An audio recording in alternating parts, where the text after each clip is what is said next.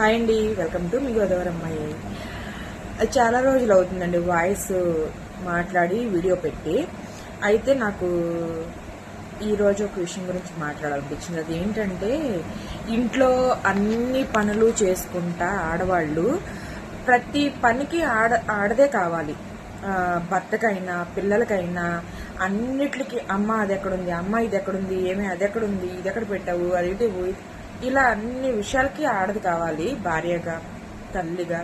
కానీ మనం ఏదన్నా వాళ్ళు ఏదన్నా తప్పు చేస్తారు, లేదంటే వాళ్ళు మనని ఇగ్నోర్ చేస్తున్నారని మనం ఏదన్నా ఒక ఇష్యూ గురించి దేనికాడన్నా కోపం వచ్చి ఏదన్నా కోపడక్కర్లేదు.